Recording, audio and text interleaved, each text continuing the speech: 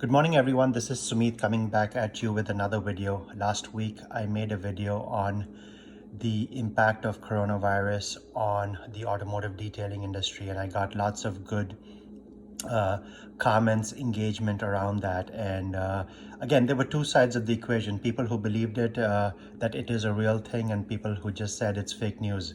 Again, my objective here is not to give you my opinion or what I think, whether it's real or it's not. That's your choice. You can make up that decision yourself. My objective of making this video is I am in constant contact and communication with people overseas. I'm going to give you facts. I'm going to give you things I know, and you make up your opinion upon whether you think this is real or not. The second point I want to make is I'm not trying to push sales. I don't have that many subscribers. I don't have the influence. So there's no reason why I can even impact sales, for that matter. If you want to buy something, that's great. If you feel you don't need it, that's entirely up to you. So with those two things out of the way, the two main questions at hand is that you need to think about is this coronavirus real or not? And then second, does it really have an impact on supply chain for the automotive industry that we are in, I am in, or any other industry that other people may be in? So a lot has changed in the last 7 days, and it all has to do with media, what they're telling you. And media always gives you, in my opinion, media always has a reaction to things that are happening. It's usually a little later reaction, and then it results in a little overreaction. So my job here is I pick up the phone, I talk to people in Italy, I talk to people in Australia, I talk to people in China, Korea, and I hear it from them. So it's a different angle to maybe the media or the news that you may be hearing. And again, I'm not suggesting my sources are correct and what you're hearing and what you know is wrong. I'm just providing you another viewpoint. Take it for what it is. If you don't believe in it, that's fine. It's entirely up to you. So first of all, the impact, my opinion, all of these things that I'm stating to you is my opinion. It's knowledge. It's based on facts. It's based on real conversations with real people, not media, not news, not internet, not YouTube, not any social media platform. Okay. So the countries in my view that are impacted the most: China, Korea, Japan, Italy, Iran. Those are the countries.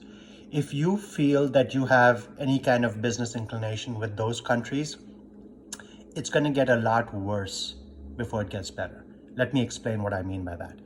Right now, if you are looking at any of those countries, either to visit from a tourism standpoint or just to interact with from a business angle, there's a lot of implications that are coming down the pipeline that are going to have implications on the supply chain. Supply chain meaning their ability to make produced goods that eventually makes its way here to the US. In China, they did start opening up a few factories, which is really good news, but they're going to prioritize what they make and who they sell those goods to. It's going to be their top tier accounts or customers. So for example, an Apple is going to get prioritized when you're thinking about the iPhone or whatever other devices that Apple makes overseas.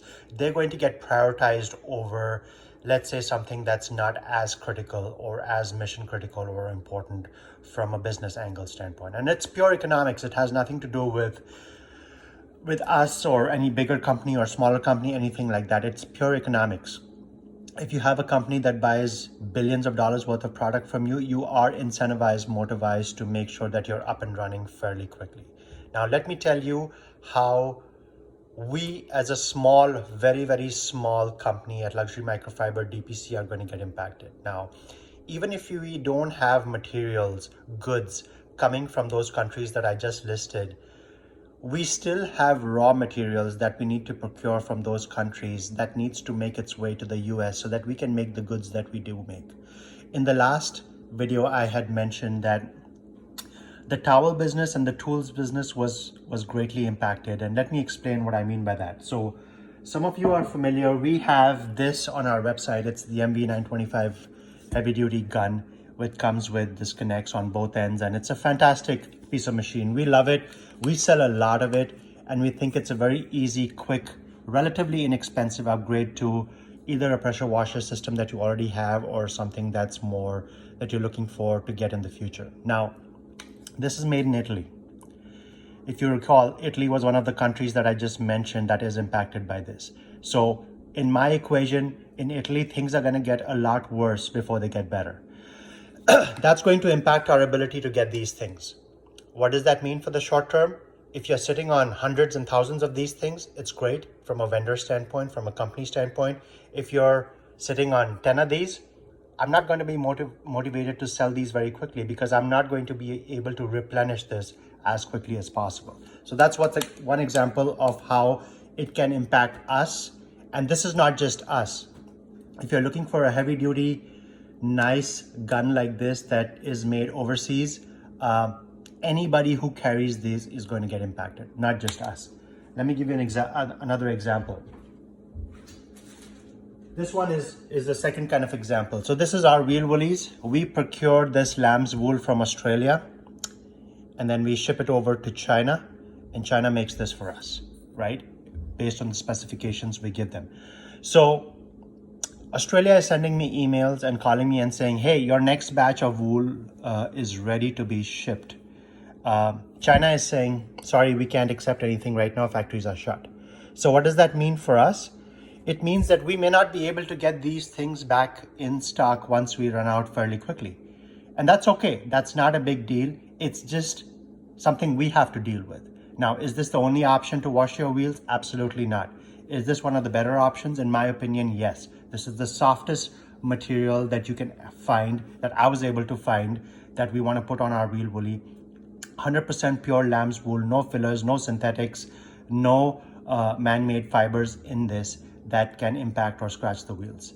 So again, if you need something like this, it's going to take a while because of just the supply chain stuff that I just explained to you. So that's another example of where the country that we're trying to procure the raw materials from this is not really impacted, but where it goes to from a standpoint of getting this made and then eventually coming here, that's going to get impacted.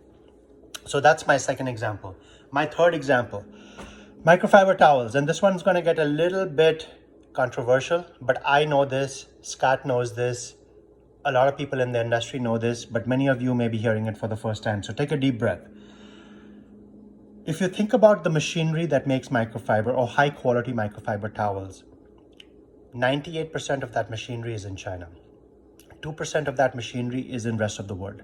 None of it is in the US. Zero. Absolutely zero. And if you recall, China and Korea are the two countries that are impacted. Now, from a microfiber standpoint, is it mission critical for China once they go back online to start producing microfiber? I don't think so, but it may be. I may be wrong on that, and I hope I'm wrong. But again, the microfiber industry, whether it's China, Korea, is going to get impacted by the supply chain. Again, I always like to do best case scenario, worst case scenario. Best case scenario, we are only impacted by 2-3 months, which means if you're sitting on 2-3 months worth of supply in your warehouse, then you're good. If you are not sitting on 2-3 months of supply in your warehouse, you're going to run out. It's simple math. It's not my opinion. It's simple math. So that's another thing to keep in mind as you're thinking about automotive detailing. Specifically, I want to reach out to some of you that are in the business of detailing, and detailing is your bread and butter. Be careful of some of these signs. Be careful of some of these things that are out there. Now, if you put on the media today or next week, it's going to sound like the sky is falling down. That's not the case. But keep in mind, I always like to say the right answer is somewhere in the middle. So there is an impact on this. There is a real business impact on the virus impacting supply chain, our ability to procure these things and your ability to buy some of these things. Is everything going to come to a screeching halt tomorrow and we're all going to get quarantined in our homes? I don't think so. That's my opinion, but I could be wrong on that. And I hope I'm not wrong. I hope that this will pass like anything else that we've had in the past. But as of now, it does pose a threat to just us having the ability to travel where we want to, buy what we need to, procure what we need to, and all of that fun stuff. So my last video, I just want to do a call out. When I made this video 1 week ago, one of the first comments I got was fake news. And that's resulted in a lot of communication back and forth. And that's fine. If you think this is fake news, more power to you. Whatever you're smoking, go get more of it. You're going to need a lot more of it, at least in the short term. But if you believe that there is some element of some element of this that might impact your day-to-day lives, try going to a Walmart, Costco, Sam's Club, and try seeing the lines in the checkout.